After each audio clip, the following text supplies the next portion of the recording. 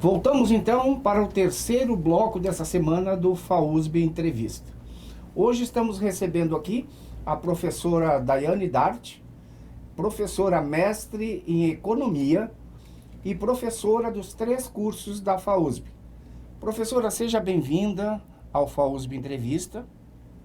Nós temos alguns assuntos para tratar aqui que são de grande relevância. Então, boa noite e seja bem-vinda. Boa noite, professor. Muito obrigada pelo convite. Está à disposição. Então vamos lá, vamos fazer umas perguntinhas aqui que os nossos internautas, às vezes eles mandam umas perguntas meio difíceis, meio capciosas, mas dá para responder. Vamos tentar, vamos discutir, né? Professora, quais os objetivos econômicos a serem perseguidos agora nesse período de pandemia, enfim, o que a gente vai perseguir na economia nesse momento agora e talvez depois?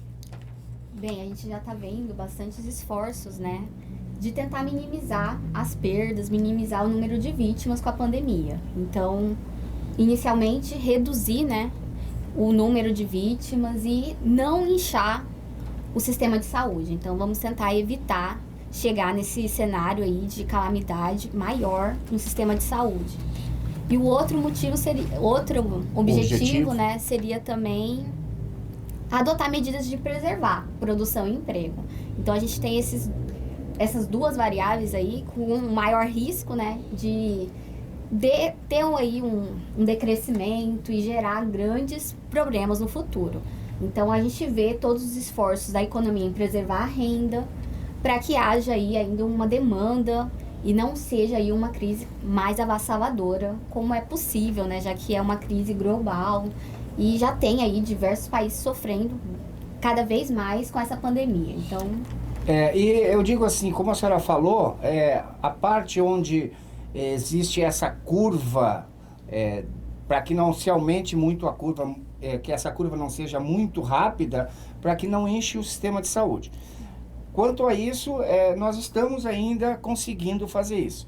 Agora, quanto à economia, nós teremos, claro, com certeza, muitos problemas, né, que nós vamos enfrentar pós-pandemia, já estamos vivendo agora. O governo fez um aporte de apoio a algumas pessoas, enfim, mas como que essas pessoas, a senhora enxerga que elas estão se desenvolvendo hoje nessa parte econômica? O que elas estão fazendo de novo?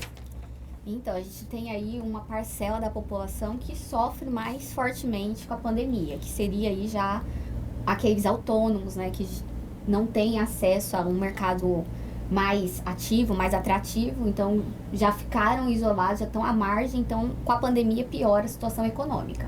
Vem esse auxílio, auxiliando aí quase 50% da população brasileira. É muito Sim. importante entender que é um auxílio aí que vem beneficiar grande parte da população que estão autônomos, informais e também os desempregados. Então, a população em geral tem aí uma base. O que vem prejudicando seria, eu acho, mais prejudicado seria a classe média, a classe C, né? Que vinha tendo aí um aumento de renda, um aumento do consumo.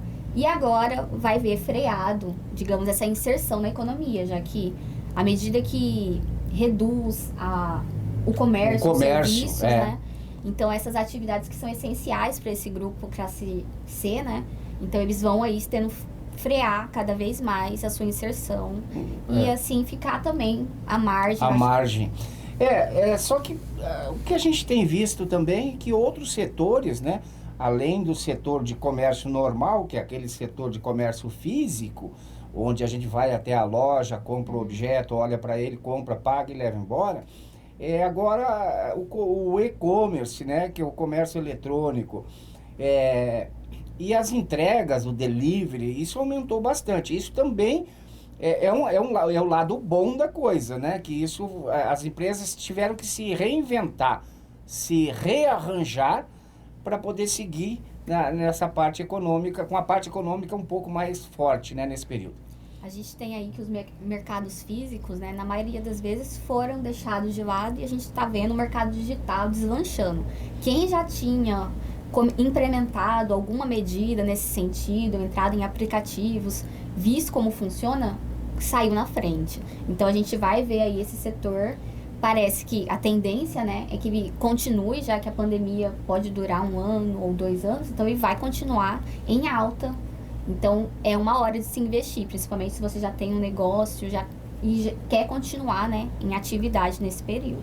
E a senhora entende que isso foi um tipo de reação do mercado? Então, a gente já vinha tendo essa tendência. Então, a gente já via várias lojas físicas deixando de atuar e partindo apenas para o setor, para o mercado digital. A gente já estava tendo essas experiências. Agora vai ficando mais forte. Então, veio agilizar essas mudanças, né, que eram já vistas anteriormente. Então, é uma reação forte agora. As empresas que antes tinham lá seus 10, 15% só de mercado de comércio eletrônico, hoje tem uma grande parcela, eu acho que a maior parcela, e muitos vão manter isso, né, para frente do mercado digital, da venda por internet, né? E isso foi um aprendizado com a pandemia, não foi? Sim, os consumidores também tiveram esse aprendizado. Muitos que tinham aquela tendência de querer um atendente pessoalmente, agora estão migrando aí para o atendente virtual, aceitando essas mudanças, né? E aí os consumidores aceitando dar margem para a empresa investir mais e ter aí uma produção voltada e distribuição voltada a esse mercado digital. Acho que vai acelerar esse processo. Professora, olha só, como que a senhora entende que será a recuperação econômica pós-pandemia? Como que isso pode ser feito num curto espaço de tempo, num médio espaço de tempo ou num longo espaço de tempo? Então, o Brasil já veio aí de uma recuperação lenta, né, da economia. A pandemia é uma triste surpresa, né, uma triste calamidade, porque nosso percentual de crescimento nos anos anteriores foi de 1%. Então, cada ano crescendo apenas 1%. Então, esse ano espera-se que o decréscimo, né, seja forte, tanto porque já foram 2 meses e pode ainda vir mais meses, né, de isolamento e medidas também restritivas, né, que acabam prejudicando a economia. Então, vai haver um decréscimo nesse curto prazo aí de 1 ano.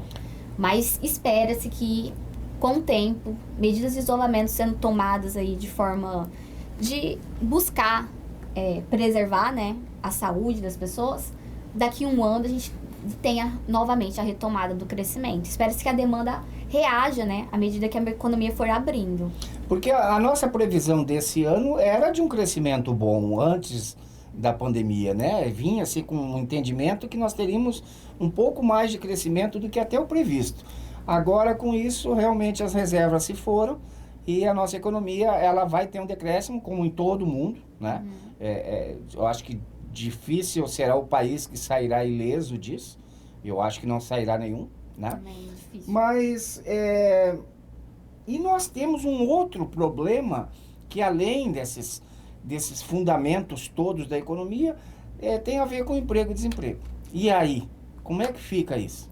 Então, esse ano vai ser um ano que o desemprego tende aí a deslanchar. É uma triste realidade, porque à medida que a produção vai reduzindo, principalmente os mercados físicos, né, retraindo, as empresas vão utilizar da margem que tem para reduzir os empregos, nesse sentido de reduzir custos. Então, a gente tem aí a consequência do desemprego crescente desde agora, né? Então, já espera-se que aumente aí os auxílios-desempregos, mas até o fim do ano continue esse nível de desemprego aumentando. Não tem muito o que fazer, é a consequência. Professora, eu sou um pouquinho mais otimista. Eu tenho um otimismo em alguma coisa, porque a senhora sabe que sempre, quando veio o advento da internet, por exemplo, todo mundo dizia assim, não, acabou, agora as pessoas não terão emprego, será feito. E não foi assim. Criaram-se novas profissões, né? Outros meios de se ganhar dinheiro. Eu acredito também que com isso, com essa reinvenção do comércio, que o comércio sempre ele foi um comércio meio formal. Esse comércio que é feito através da internet, ele cresceu muito.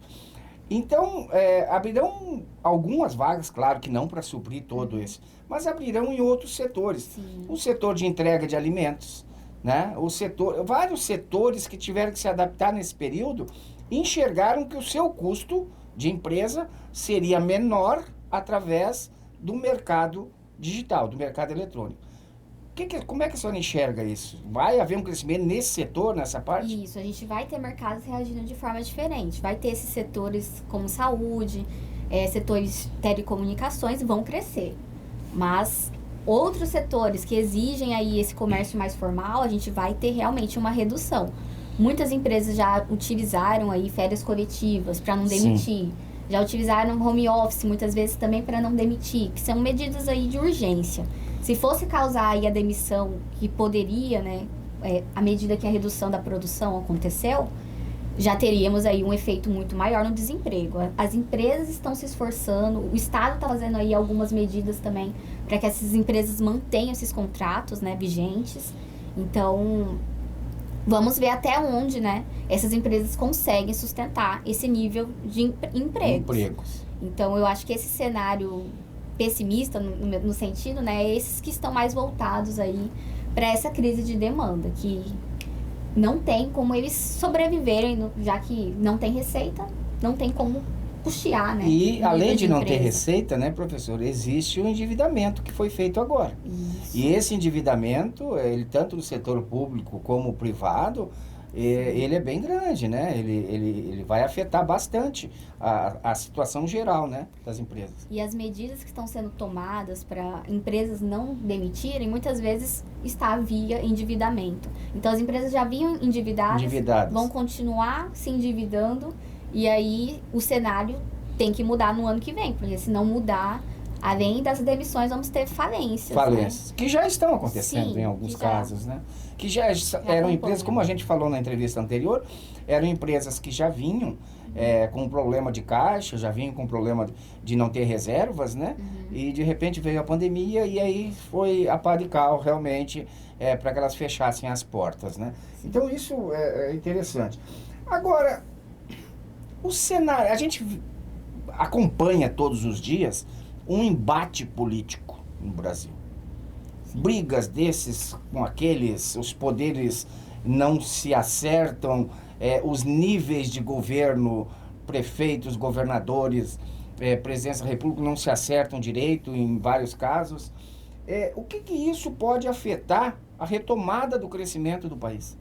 Então a gente vê realmente uma fragilização da política. Inicialmente, por causa do governo federal, né? A gente tem aí um governo federal que tem que conversar tanto com os outros, com outras esferas, legislativo, judiciário, como também com as unidades federativas. Então a gente tem que ver aí um diálogo constante para que haja aí um mesmo objetivo e todos consigam juntos, né, sair da crise. Sair da crise. As crises anteriores, a gente tem lá a crise de 2014, 2015, começou com embate político. Então a gente viu uma crise prolongada de praticamente 3 anos de recessão, que deu início aí, teve como início esse embate político. Então é complicado, a gente está tentando prever o futuro, mas à medida que a gente já tem aí um histórico que a política interfere sim na decisão de investimento, na decisão de onde alocar, né, os recursos, a gente pode ver aí que durante esse ano, junto com a pandemia, vem a piorar, né, o cenário aí de retomada